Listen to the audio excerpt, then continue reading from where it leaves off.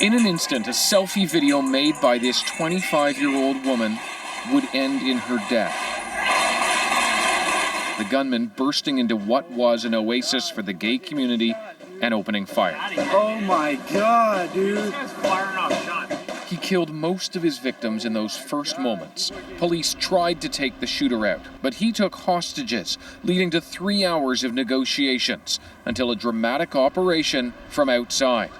We used our armored vehicle, the Bearcat armored vehicle, to punch a hole in that wall. John Mina is Orlando's police chief. We were able to rescue dozens and dozens of people that came out of that hole. The suspect came out of that hole himself, armed with a handgun and a long gun, engaged in a gun battle with officers where he was ultimately killed. 49 others died before that. News spreading quickly to friends. And, I know that in her last moments it was to help people.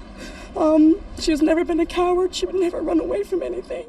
Much more is known about the man behind the trigger, 29-year-old Omar Mateen, killed by officers. He'd spoken to 911 before the shooting, then during, to say he was acting for ISIS. Police do not believe he was directed by the group, but motivated in part by bigotry and extremist propaganda. We are highly confident that this killer was radicalized, and at least in some part through the internet. And an evolving list of terrorist inspirations. 3 years ago, it was the Boston bombers. More recently, ISIS. Another time, Hezbollah, a sworn enemy of ISIS.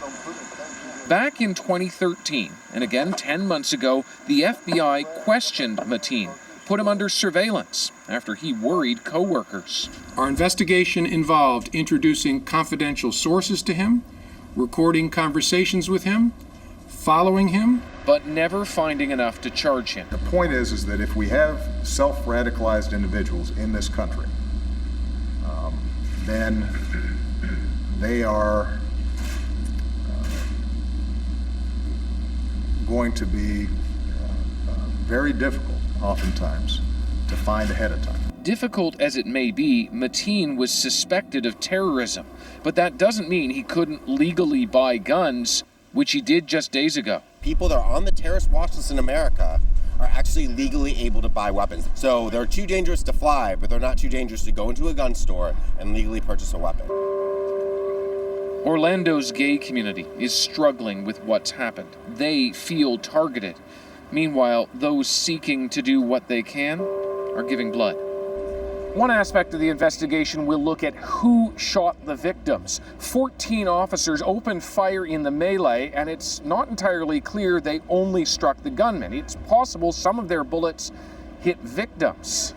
Autopsies will be able to determine that.